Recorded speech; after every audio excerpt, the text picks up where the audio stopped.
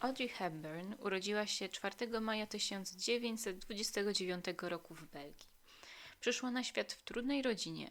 Jej matka, młoda baronesa holenderska, była już wcześniej mężatką, jednak jej mąż zostawił najprawdopodobniej ją dla innej kobiety. Ella, tak miała na imię matka Audrey, miała 2 synów z poprzedniego małżeństwa. Oczywiście Ella mogła znaleźć szczęście u boku kolejnego mężczyzny. Tak się jej początkowo wydawało. Odnowiła znajomość z dobrze urodzonym Anglikiem, Josephem Rastonem. Mężczyzna miał za sobą kilka związków, między innymi małżeństwo z kobietą bez tzw. lepszego pochodzenia, a później był utrzymankiem kobiety z wyższych sfer, Cornelia Bishop. Wraz z nią przebywał w Indochinach. Ella znała Josepha jeszcze z czasów, kiedy była panną. Kiedy spotkała go po raz drugi, był już mężem Cornelii. Nie wiadomo dlaczego postanowili się związać, jednak ich decyzja była szybka i miała być korzystna dla obu stron. Małżeństwo rodziców Audrey szybko przestało być szczęśliwe.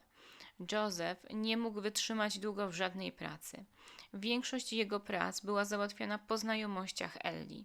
Natomiast matka Audrey miała pretensje do męża nie tylko o to, że nie przynosi do domu pieniędzy. Nie okazywał żadnego zainteresowania jej synom, którzy potrzebowali ojca. Rodzina Rastonów wciąż podróżowała, najpierw z Belgii do Indochin, później do Anglii, a na samym końcu z powrotem do Belgii. Tam niemal przydarzyłby się wielki dramat. Mała Audrey prawie zmarła na kolkusz. Dziewczynkę udało się uratować. Później matka Audrey była przewrażliwiona na jej punkcie. Jakim dzieckiem była Audrey? Była żywa, kochała zwierzęta i poszukiwała bliskości z innymi. Chętnie przytulała młodsze dzieci. Pojawiają się też wzmianki o tym, że lubiła samotne spacery. Podobno w ten sposób radziła sobie z napiętą atmosferą w domu. W związku z tym, że miała 2 braci, była trochę chłopczycą.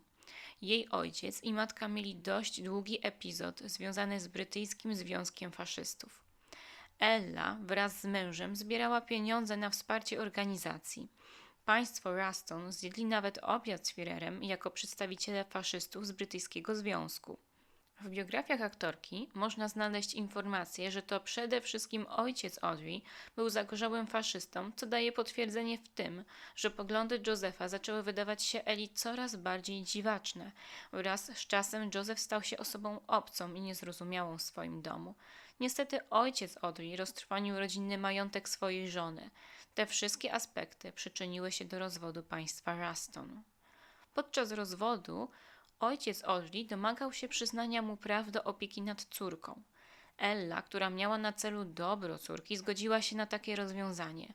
Audrey dobrze wyszłaby na podjęciu nauki w Anglii. W tamtych czasach traktowano naukę za granicą jako pewnego rodzaju nobilitację. Podczas pobytu Audrey w Anglii ojciec miał odwiedzać córkę co weekend. Jednak tego nie robił. W ciągu jej całego pobytu w angielskiej szkole zabrał ją na przejażdżkę około 4 razy. Joseph miał okazję do tego, aby odwiedzać córkę znacznie częściej. Pojawiał się w okolicy, ponieważ tam obradowała organizacja faszystów, do której należał. Lato 1939 roku Audrey spędziła ze swoją matką i znajomymi w Anglii. Był to czas beztroski i odpoczynku. Jednak wszystko zmieniło się 1 września. Trzecia Rzesza zaatakowała Polskę. Francja i Anglia prowadziły tak zwaną dziwną wojnę. Ella sądziła, że tak jak podczas poprzedniej wojny Niemcy nie zaatakują neutralnej Holandii. Postanowiła zabrać córkę do małej rodzinnej miejscowości w Holandii. Wioska, w której Audrey spędziła wojnę, mieściła się pod Arnhem, 20 kilometrów od Niemiec. Pierwsze lata wojny nie były dla Audrey i jej matki najgorsze. Pomimo okupacji niemieckiej rodzinie udawało się przetrwać każdy dzień. Jednak problem stanowiły nagonki na Anglików rozprowadzone przez Niemców. Matka Audrey kazała mówić córce po holendersku. Zapisała ją też do miejscowej szkoły i podała jej nieprawdziwe imię i nazwisko – Edda van Hemstra. Z roku na rok było coraz ciężej. Oprócz tego zabito wuja Audrey. Młodą dziewczynę otaczało coraz więcej nieszczęść. W Holandii był głód, brakowało jedzenia do tego stopnia, że Audrey wraz z matką jadły cebulki z tulipanów. Brakowało opału. W końcu Holandię dopadł największy koszmar, czyli deportację Żydów do obozów koncentracyjnych. Audrey widziała na własne oczy, jak pakowano do bydlęcych wagonów dzieci, matki i starszych ludzi. Sama uniknęła śmierci. Pewnego razu została złapana i zapakowana na ciężarówkę. Po kilku kilometrach pojazd zatrzymał się. Wtedy Niemcy zatrzymali się po to, by pastwić się nad grupą Żydów. W tym czasie Audrey postanowiła schować się pod ciężarówką, a następnie uciec. Audrey była związana też z ruchem konspiracyjnym. Grupa baletowa, do której należała aktorka, po przedstawieniach dostawała od publiczności małe karteczki z wiadomościami, które miały trafić do ruchu oporu. Oczywiście dzieci przekazywały te informacje pomiędzy publicznością a holenderskim podziemiem. Pewnego razu Audrey dostała specjalne zadanie. W związku z tym, że mówiła po angielsku, ruch oporu poprosił ją, aby jak najszybciej dotarła do angielskiego spadochroniarza, który ukrywał się w lesie. Miała go ostrzec przed Niemcami, którzy mogli go znaleźć lada dzień. Dziewczyna wykonała swoje zadanie, jednak w drodze powrotnej spotkała niemieckich żołnierzy. Kiedy zapytali ją, co tutaj robi, ta wręczyła im bukiet kwiatów, wcześniej go przygotowała i udawała, że nie rozumie, co do niej mówią. Wraz z końcem wojny warunki życia jeszcze bardziej się pogorszyły. Niestety, dwaj bracia Audrey także mieli problemy. Jeden z nich, Alex, zaginął na początku wojny. Aktorka wraz z matką domyślały się, że zginął, a drugi, Ian, należący do ruchu oporu, został schwytany i wysłany do Niemiec do pracy. W 1944 roku Holandię objęła operacja Market Garden. Późniejsze działania wojsk alianckich spowodowały, że wojska amerykańskie pozostały na terenie Holandii. Wiązało się to z dodatkowymi racjami żywności dla ludności cywilnej. Pewnego razu Audrey spotkała amerykańskiego żołnierza. Była tak bardzo głodna, że poprosiła go o jedzenie. Dał jej kilka kostek czekolady i papierosy. Audrey zjadała łapczywie czekoladę, po czym dostała rozstroju żołądka. Poczuła też smak tytoniu. Te dwie rzeczy podarowane przez żołnierza stały się jej ulubionymi smakami do końca życia. Po wojnie Audrey zmagała się z depresją. Była małomówna i stroniła od ludzi. Zajadała czekoladę, która teraz pełniła rolę jej najlepszej pocieszycielki. Jednak życie toczy się dalej. Audrey postanowiła, że wróci do baletu. Wraz z matką postanowiły, że Audrey pojedzie do Anglii kontynuować naukę i spróbuje swoich sił w szkole Marie Rambert. Jednak do tego musiała znacznie schudnąć. Udało jej się zrzucić 20 kg. Wraz z Ellą zamieszkały w Anglii. Jej matka postanowiła poświęcić się dla kariery córki. Zaczęła sprzątać klatki schodowe w kamienicy. Natomiast bracia Audrey, którzy wrócili z wojny, postanowili wieść własne życie. Marie Rambert urodziła się w Warszawie. Wtedy jej imię i nazwisko brzmiało Sylwia Ramban. Wyemigrowała ona z Polski w latach 20. Otworzyła szkołę baletu w Paryżu. Była zdolną, mówiącą wieloma językami kobietą. Dużo osób wspomina ją jako bardzo ruchliwą. Przy wzroście 152 cm ważyła 31 kg. Całokształt tej osoby dobrze pokazuje, z kim miała się zmierzyć Audrey. Wymagania wobec młodej Belgijki były niezwykle wysokie. Audrey dostała się do szkoły baletowej, jednak nie była najwybitniejszą z uczennic. Treningi zweryfikowały talent i ciężką pracę innych dziewcząt. Hepburn cały czas odczuwała brak treningów podczas wojny. Przez 5 lat okupacji chodziła tylko na zwykłe kursy i brała udział w przedstawieniach. Jej technika nie dorównywała innym dziewczynom, które pobierały lekcje w Londynie. Ciało Audrey było osłabione. Jak wiemy, aktorka głodowała w czasie wojny i musiała przestać ćwiczyć z powodu osłabienia, chorób i wychudzenia. Audrey ciężko ćwiczyła, aby dorównać poziomem swoim koleżankom. Sytuacje na treningach komplikowały brak ogrzewania. Były to lata 40., zaraz po wojnie, kiedy Londyn zmagał się ze zniszczeniami wojennymi. W tym czasie Audrey ostatecznie przyjęła nowe nazwisko. Wiemy, że początkowo nazywała się Audrey Ruston, później na potrzeby wojenne Edda van Hermsta, natomiast w Londynie przyjęła nazwisko Hepburn. To nazwisko nie wzięło się znikąd, pochodziło ono od przodków jej ojca. Ciężka praca oraz ambicje Audrey nie spowodowały, że została baletnicą. Latem Rambert zrobiła przesłuchanie do 15-miesięcznego tournée.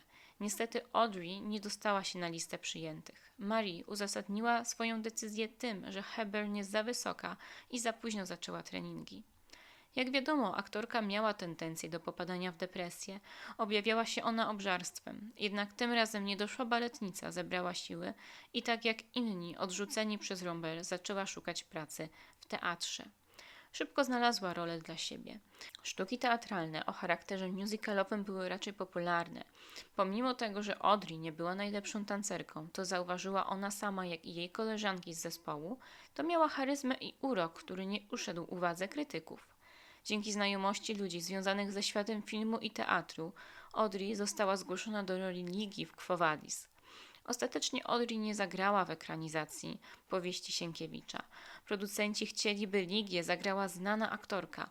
Bez wątpienia Audrey miała potencjał aktorski. W związku z tym podpisała kontrakt z wytwórnią filmową.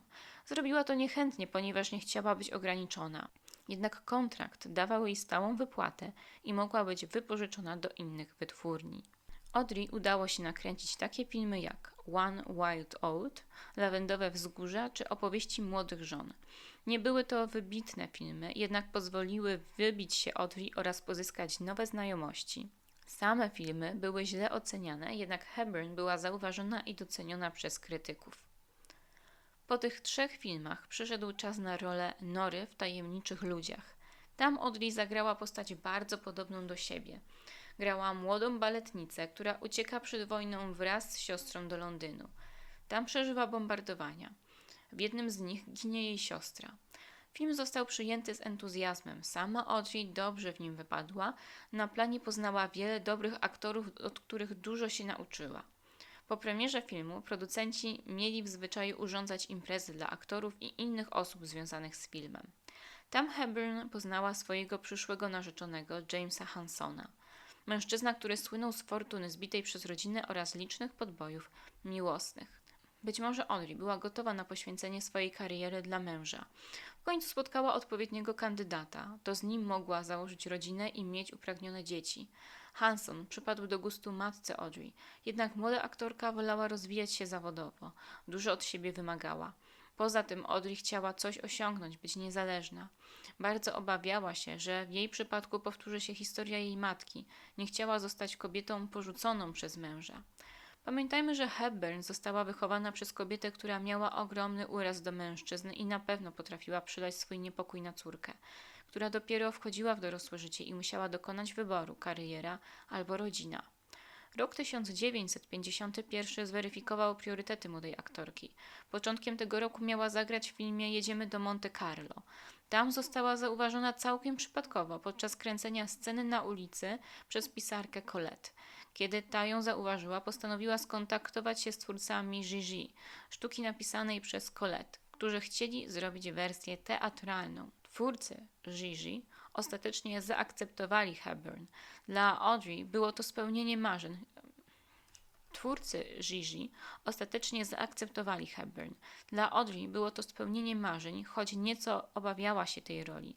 W tym samym czasie prowadzono castingi do rzymskich wakacji. Oczywiście Audrey przeszła je pomyślnie. Twórcy byli nią zachwyceni, jednak realizacja Gigi i rzymskich wakacji wypadły niemal w tym samym czasie. Producenci rzymskich wakacji z Paramount Picture byli przekonani, że musical zejdzie z afiszy już po miesiącu. Aby zagrać w przedstawieniu, Audrey musiała przypłynąć do Nowego Jorku. Postanowiła wyruszyć w tą podróż wraz z matką, która w tym czasie zmieniła profesję na dekoratorkę wnętrz. Jednak pod wpływem wielu emocji Audrey bardzo przytyła. Producenci byli w szoku, kiedy ją zobaczyli. Nazwali ją kluską. Musiała szybko schudnąć, oczywiście dała radę. Próby do musicalu były wyczerpujące, jednak Audrey miała duże wsparcie ekipy, szczególnie jeżeli chodzi o grę aktorską. Sam spektakl Gigi został przyjęty neutralnie przez krytyków, jednak gra aktorska Audrey była fenomenalna. Publiczność pokochała Audrey. Po premierze aktorka stała się gwiazdą. Sam spektakl grano ponad 200 razy, co nieco zszokowało wytwórnię Paramount. Jednak sama wytwórnia zdecydowała się przełożyć zdjęcia do rzymskich wakacji. Sam film Rzymskie wakacje nakręcono z opóźnieniem. Okazał się niezwykłym sukcesem. Gwiazdą filmu była sama Audrey, która urzekła twórców, a później producentów swoim urokiem osobistym oraz swobodną grą aktorską. Partnerem Audrey na planie był Gregory Peck. Po zakończeniu zdjęć aktorka wróciła do grania w Gigi. Tym razem spektakle nie odbywały się w Nowym Jorku. Ekipa jeździła po całych Stanach, co było świetną reklamą filmu Rzymskie wakacje, którego premiera odbyła się wraz z końcem trasy Gigi. Jak mówiłam wcześniej, rok 1951 zweryfikował jej wybory życiowe. Audrey zerwała z Hansonem, który był apodetyczny i chciał wymusić na niej ślub, ogłaszając datę tego wydarzenia bez jej wiedzy. Audrey długo nie była samotna. Wkrótce poznała swojego przyszłego męża. Mel Ferrer był żonaty i miał kilkoro dzieci. Poza tym był 2 razy starszy od Audrey. Od początku było widać chemię pomiędzy Audrey a Melem. Obydwoje nawiązali romans. Jednak życie w ciągłym biegu wyjazdy nie sprzyjały rozwijaniu relacji. Poza tym Hepburn podejrzewała, że nic z tego nie będzie, bo Mel ma rodzinę. Sama aktorka zabrała się do przygotowań do filmu Sabrina. Pierwsze kroki, które podjęła, to wizyta w salonie Givenchy i wybór odpowiednich kreacji do filmów. Audrey miała figurę modelki i w wielu rzeczach prezentowała się nienagannie. Sam projektant Givenchy chętnie wspierał Audrey w tych wyborach. Po premierze Sabriny stworzył specjalne perfumy, których twarzą miała być Hepburn. Sam zapał, aby stworzyć dobry film, nie wystarczył. Na planie Sabriny partnerowali aktorce starsi aktorzy Humphrey Bogart i William Holden. Aby nakreślić problem, przybliżę fabułę Sabriny. Sabrina to córka służącego w bardzo zamożnym domu. Jako mała dziewczynka z ciekawością przygląda się przyjęciom zorganizowanym z przepychem. Z racji swojego pochodzenia nie jest na nie zapraszana, natomiast ze względu na swój wiek jest ignorowana przez 2 synów zamożnego mężczyzny, u którego pracuje jej ojciec. Sabrina jako nastolatka wyjeżdża do Paryża. Tam staje się światową kobietą, dorasta i pięknieje. Kiedy wraca, synowie zamożnego mężczyzny walczą o jej względy. Twórcy filmu mieli duży problem z tym, jak przedstawić 2 starszych aktorów na ekranie, aby wyglądali młodziej i pasowali do Sabriny. Poza tym na planie panowała nieprzyjemna atmosfera z powodu trudnych zachowań Humphreya Bogarta. Miał problem z alkoholem i docinał kolegom i koleżankom z planu. Jednak koniec końców film udało się zrealizować. Sama rola przyniosła Audrey nominację do Oscara, jednak w tym roku statuetkę przyznano Grace Kelly za kobietę z prowincji. W jej życiu prywatnym też nastąpiła pewna stabilizacja. Mel Ferrer porzucił dla niej rodzinę.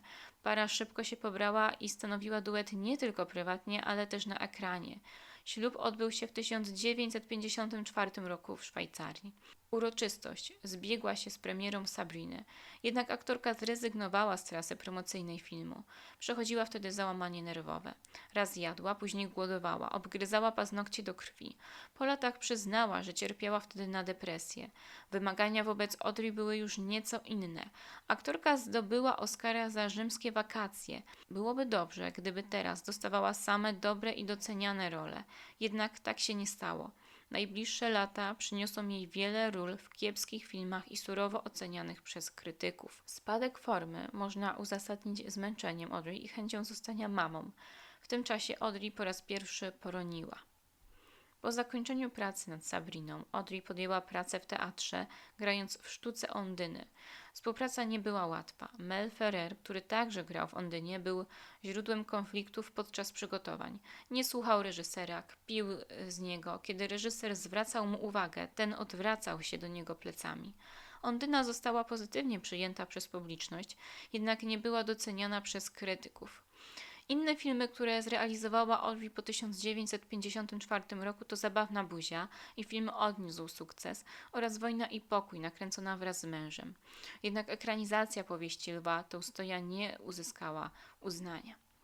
Audrey i Mel stanowili osobliwe małżeństwo. Jak okaże się nieco później, razem mieli pewien układ. On miał być ojcem jej dziecka, a ona miała zapewnić Melowi znajomości i realizować wraz z nim różnego rodzaju projekty. Osoba Audrey spotykała się z dużym entuzjazmem i ludzie oraz krytycy dobrze na nią reagowali. Przez wiele lat małżeństwa realizowali jeszcze kilka filmów. Zaraz po pracowitym roku 1956 zagrali w Teatrze Telewizji, przedstawiając sztukę Meyerling. Krótko mówiąc, jest to historia tragicznej miłości osadzona w XIX wieku w Rosji. Oczywiście z tragicznym zakończeniem.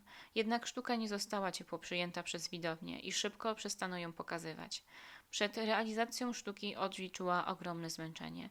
Nie chciała podejmować się tego projektu. Jednak siła perswazji męża zwyciężyła. W 1958 roku Audrey nakręciła 2 filmy.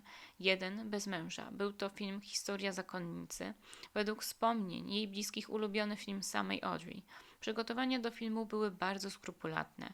Reżyser filmu Fred Zinnemann był mistrzem detali. Wszystkie szczegóły musiały być dopracowane. Audrey czekała intensywna współpraca z Bobem Andersonem, scenarzystą Historii zakonnicy. Sam scenariusz został napisany na podstawie książki Catherine Hlum, która spisała wspomnienia niejakiej Marie Louise, która była zakonnicą w latach 1927 do 1944. Hepburn miała okazję poznać samą autorkę książki oraz tytułową zakonnicę. Ich znajomość trwała później bardzo długo. Rola zakonnicy była wyjątkowa dla Audrey.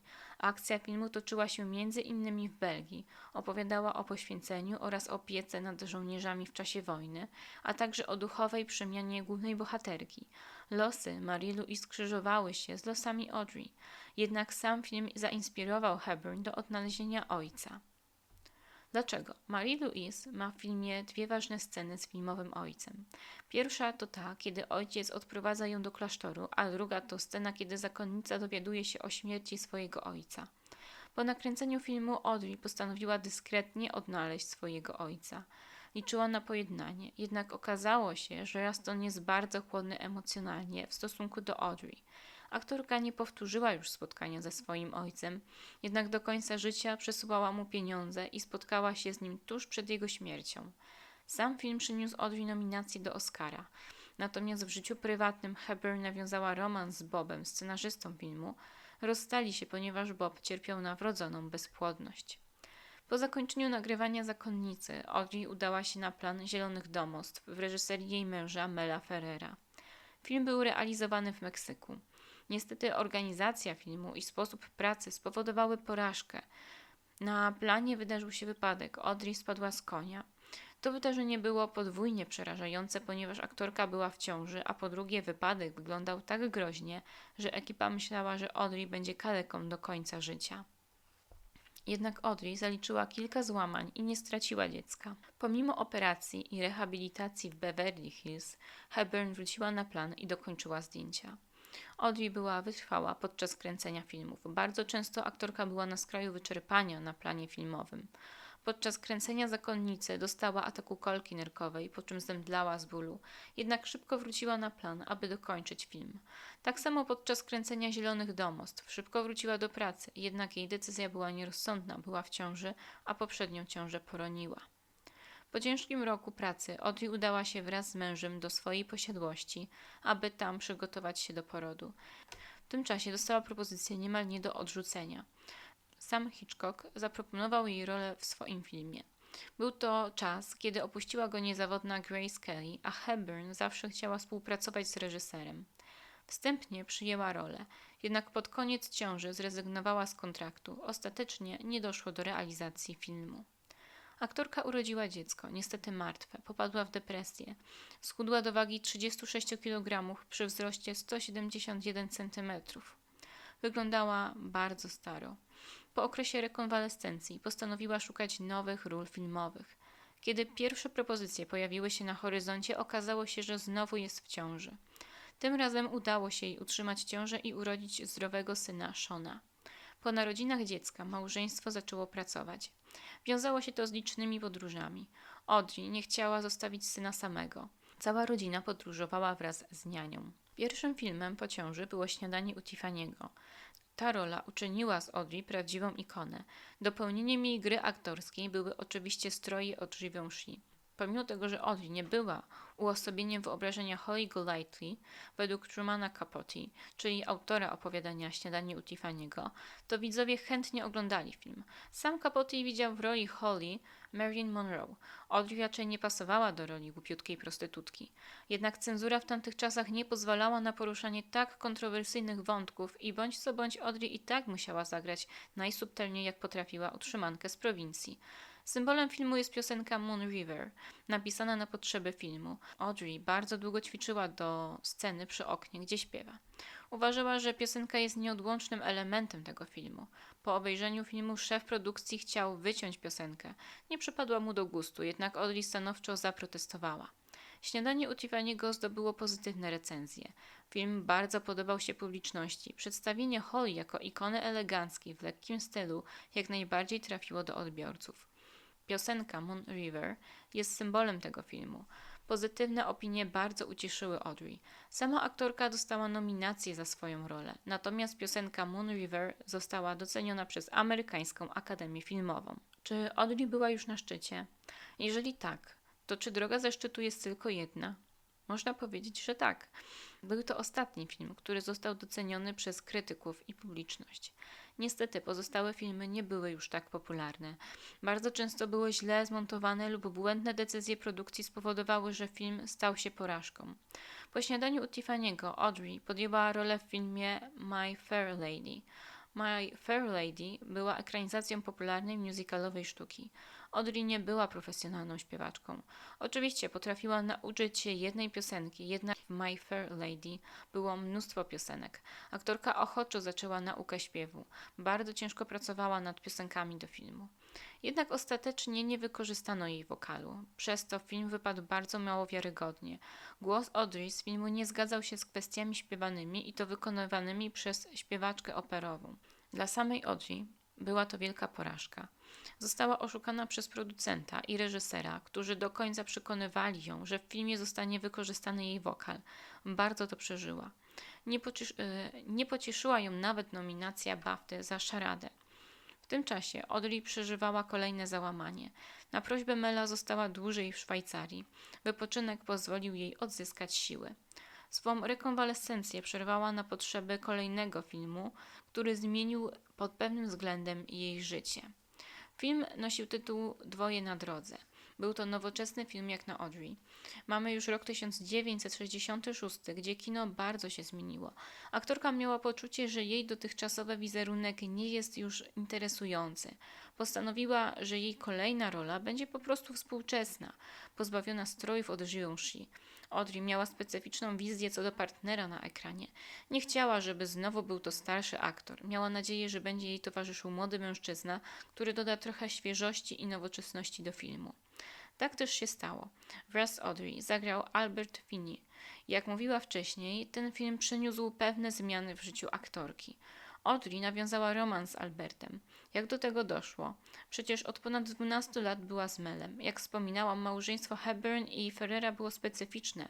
Razem zrealizowali wiele projektów. Często Audrey zgadzała się na pewne rozwiązania, których sama nie popierała. Mel był jej agentem, menadżerem oraz załatwiał wszystkie formalne sprawy.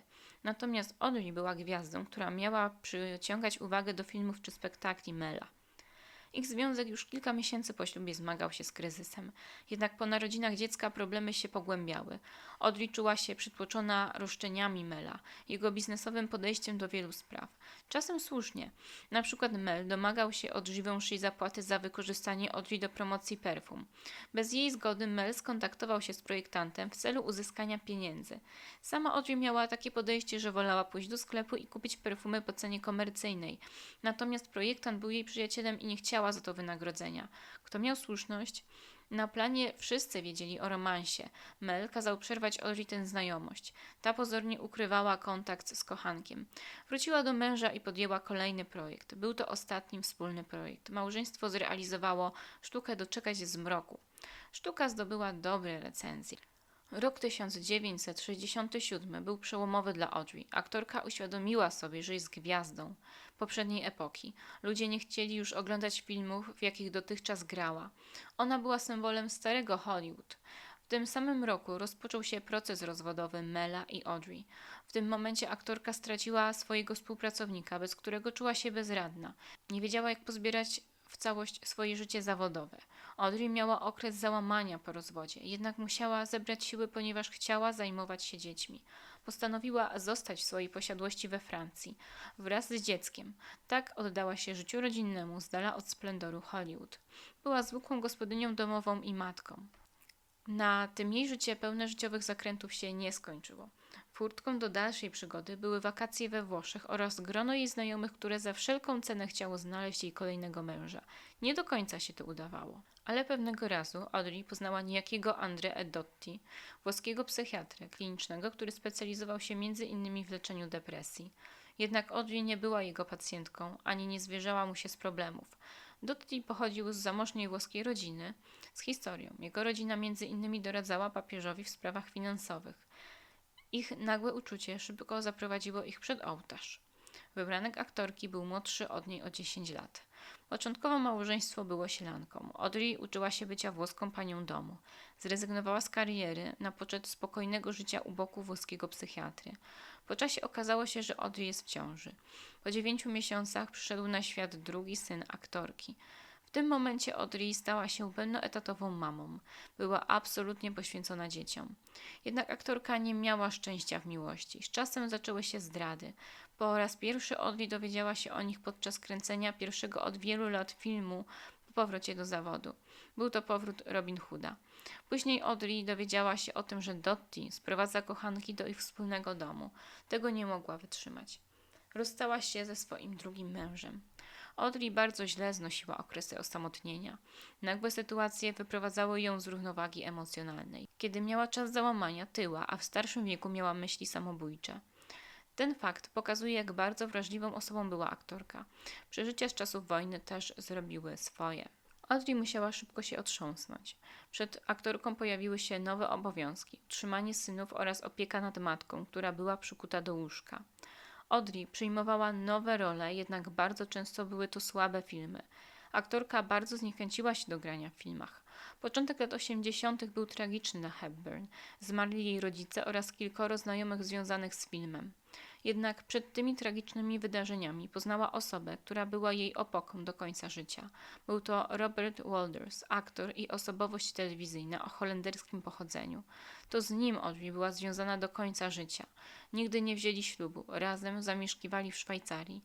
Tam prowadzili tryb życia zwykłych ludzi w podeszłym wieku. Czasem wybierali się do wielkiego świata. Jednak z ich codziennej, błogiej rutyny wyprowadziła ich rola Audrey jako ambasadorki dobrej woli UNICEF. Kiedy Audrey składała aplikację do UNICEF-u, to wspomniała, że kiedyś sama była dzieckiem wojny, dotkniętym głodem i przemocą. Etiopia była ich pierwszym kierunkiem podróży. Podobno było to jedne z najbiedniejszych krajów świata. Audrey do końca życia współpracowała z UNICEF-em. Akcje związane z pomocą stały się sensem jej życia. Uważała, że to rola, do której przygotowywała się całe życie. Audrey zmarła na początku 1993 roku na raka. Choroba była tak bardzo rozprzestrzeniona i zaatakowała tak mocno organizm aktorki, że lekarze zrezygnowali z kolejnych ingerencji. O swoim złym stanie zdrowia dowiedziała się w Stanach. Bardzo chciała wrócić do swojego domu w Szwajcarii. To Givenchy, jej przyjaciel, sfinansował jej podróż do domu. On także czuwał przy niej do ostatniego dnia. Swój ostatni dzień spędziła w towarzystwie synów, 2 mężów i obecnego partnera. Życie aktorki było trudne. Od ciężkiego dzieciństwa do zmagania się z samotnością i lękami, do ciężkiej choroby nowotworowej.